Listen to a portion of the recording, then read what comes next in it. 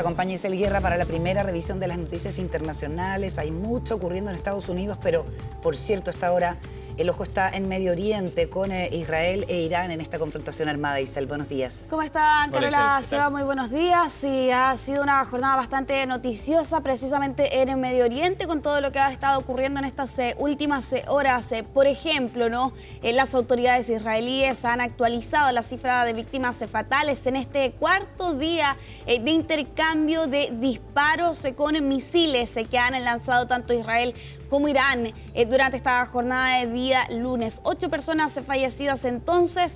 Una parte importante de esas víctimas se concentran en este lugar, con esa imagen que estaban viendo ustedes allí en pantalla, con el lanzamiento de este ataque contra esta zona residencial durante esta jornada en Petah Tikva, que dejaba al menos 4 personas fallecidas en esta zona de edificios. Aquí, según plantea BBC, 2 de esas muertes ocurrieron dentro de un refugio antiaéreo. Aparentemente, este misil había impactado la pared precisamente de este lugar de seguridad y no resistió precisamente este ataque que ocurría durante esta jornada. Todo esto cuando las autoridades israelíes, particularmente el ministro de Defensa, Israel Katz, lanzaba declaraciones de las que posteriormente tenía que retractarse. Él aseguraba que los residentes de Teherán iban a pagar las consecuencias, pero después, posteriormente, precisamente el ministro de Defensa aseguró que el país no tenía la intención de dañar físicamente a los residentes de Teherán. Varios daños reportados durante esta jornada en un hospital iraní, seriamente dañado.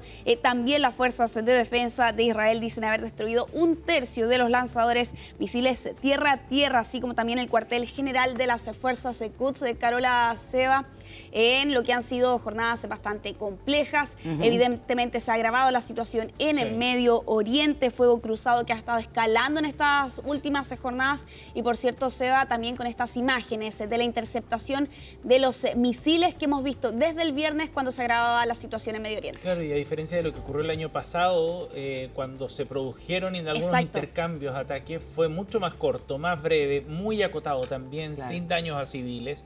Ahora la situación es bien distinta por lado y lado, por la cantidad de muertos que se ha generado en Israel y en Irán, por el daño y porque ya son 4 días, ¿no? 4 días de ataques continuos. Sí, en esa oportunidad fue un ataque con cientos de drones y misiles que lanzaba Irán, con una advertencia además que había hecho en esa oportunidad, con algunos minutos de anticipación y que, de lo que recuerdo precisamente, no dejó víctimas fatales, sí dejó algunos daños, pero no necesariamente en zonas civiles, que es precisamente lo que ocurre en esta oportunidad.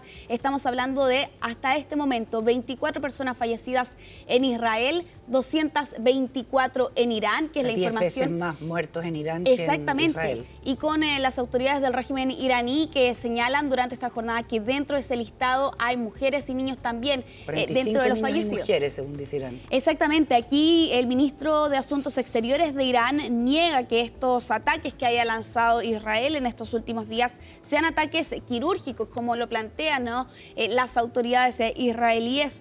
Y claro, todo esto cuando dentro de las víctimas fatales iraníes también hay altos cargos militares, entre ellos el jefe de la inteligencia de la Guardia Revolucionaria iraní, teniendo en cuenta además, Carola, Seba, que en este caso estamos hablando de misiles que cruzan 2000 kilómetros, para que nos hagamos una idea también de la extensión y del poderío que tienen estas dos naciones al momento de realizar estos ataques. Tal cual, y por quirúrgico que pretendan que sea, de todos modos desde Israel proyectan que esto no va a durar días, sino semanas, y este es un ataque que cuenta con el apoyo implícito de Estados Unidos, y China ha querido tener un rol protagónico, a diferencia de lo que ha ocurrido en otros conflictos desde el comienzo, ¿no? Claro.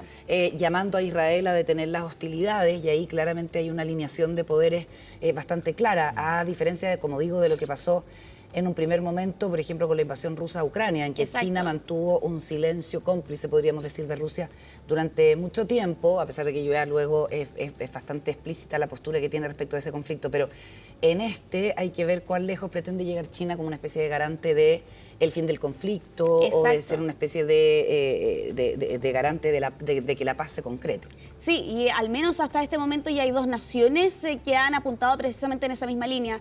Por un lado, Turquía, Recep Tayyip Erdogan, durante esta jornada aseguraba que ellos estaban dispuestos a hacer una especie de mediación en los diálogos nucleares. Recordemos que de hecho, precisamente, las negociaciones entre Estados Unidos e Irán fueron canceladas y estaban previstas precisamente para el día de ayer. Todo esto en medio del pacto nuclear que se estaba nuevamente revisando después de la salida de Estados Unidos en 2018 durante los primeros años de la administración de Donald Trump. Otra nación que ha levantado la voz o la mano para ser parte de eventuales diálogos o negociaciones, y por increíble que parezca, es Rusia, con Vladimir Putin. En estas últimas horas también desde esta nación han asegurado y han reiterado que están dispuestos a actuar como mediador en negociaciones nucleares, todo esto en medio de lo que se entiende también la sensación dentro de Israel ha cambiado, particularmente respecto del primer ataque, ¿no?, que vimos el año pasado. Ahora estamos viendo precisamente víctimas fatales, que ya supera la veintena, daños en infraestructuras civiles. En este caso particular, con esas imágenes que estamos viendo ahí en pantalla, queda la duda exactamente cuál era el objetivo que tenía puesto Irán sobre este lugar residencial, ¿no?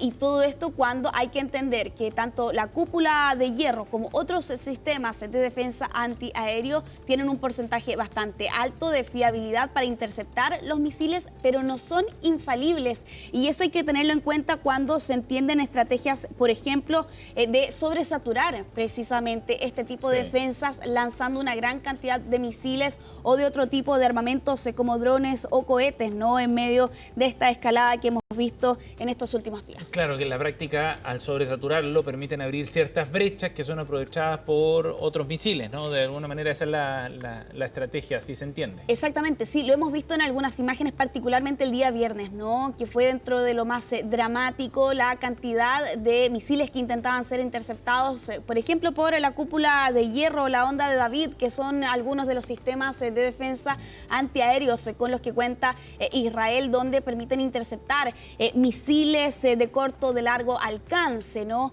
Y todo eso teniendo en cuenta además que evidentemente ante una gran cantidad de ataques no pueden hacer frente al 100% de ellos. De hecho, la fiabilidad es menor, ¿no? Y claro, eso ha generado y ha cambiado, plantean aquí algunos periodistas en la zona, la sensación con la que lo están recibiendo los israelíes en estos últimos días, ¿no? Y por ejemplo, en este caso particular que les mencionaba, ¿no?, de dos personas que murieron y que estaban refugiadas en un lugar antimisiles, todo esto porque el misil precisamente alcanzó una de las paredes de este edificio y eso hizo colapsar esa estructura. Y claro, la situación evidentemente ante eso cambia, ¿no?, la percepción de la población. Vamos a Estados Unidos porque hay novedades con un asesinato político impactante. Sumamente impactante dentro de las tantas noticias internacionales que marcaban este fin de semana: el asesinato de una congresista estatal, el ataque a un senador estatal también allí en Minnesota, y con una búsqueda para dar con ese hombre que ven ustedes allí en la fotografía por 43 horas, ¿no? Allí él fue arrestado, Vance Volter, el día de ayer por la noche, en que la policía ya califica como la mayor cacería humana en la historia de este estado. 20 equipos SWAT, drones, helicópteros, tecnología infrarroja, todo eso para peinar el bosque de Sibley durante este fin de semana, con Volter apuntado como responsable del asesinato de Melissa Hortman, una representante estatal, así como también de la muerte de su esposo Mark, y un senador, John Hoffman, que también resultó herido en este ataque que se entiende fue selectivo. Y todo esto con algunos registros bastante escalofriantes, por ejemplo, en la cámara de seguridad de una de estas viviendas, donde era posible ver la llegada de este hombre que estaba vestido como policía con una máscara de látex y un vehículo que se entendía tenía características policiales. Ese es precisamente el hombre que estuvo siendo buscado intensamente durante este fin de semana. Esa es la fotografía, por lo demás, bastante escalofriante de esta persona que, según han planteado los medios locales en estas últimas horas, llegó hasta las residencias de estos dos congresistas haciéndose pasar por policía y allí lanzó estos ataques. Hay algunos antecedentes que tenemos respecto de lo que fue encontrado en este lugar.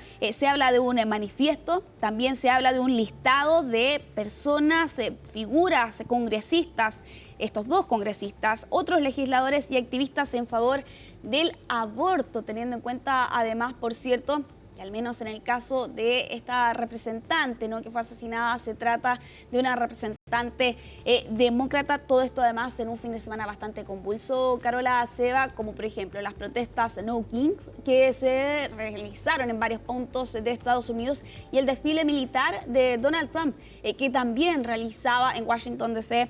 durante este fin de semana. Este hombre va a enfrentar a la justicia durante esta jornada, de eso de la 1:30 de la tarde hora local. Va a enfrentar allí los cargos. Ya se ha adelantado que va a enfrentar al menos 12 cargos por intento de asesinato en el caso de estas dos personas que resultaron heridas, así como también 2 cargos de asesinato en segundo grado en esta búsqueda que se llevó a cabo durante este fin de semana y que finalmente se concretó ayer. Oye, bueno, y vamos a estar hablando también más adelante de eso que tú decías, este desfile que organiza Donald Trump a propósito de los 250 años de historia republicana de Estados Unidos, que coincide además con su cumpleaños y que genera una serie de protestas en distintos pueblos y ciudades de Estados Unidos. Aquí no hay reyes, no kings, por los excesos de Trump. 250 años del ejército, coincide además como tú señalabas, Carola, el cumpleaños de Donald Trump. Era primera vez que se hacía desde 1991 un desfile militar en Estados Unidos. Lo vamos a ver en el siguiente reporte. Así es. Camino a Corea del Norte. Nos vemos. Muchas gracias, Giselle. Vamos a ir a la pausa, 9:12, ya volvemos. Seguimos con CNN Chile Radio. No se vayan.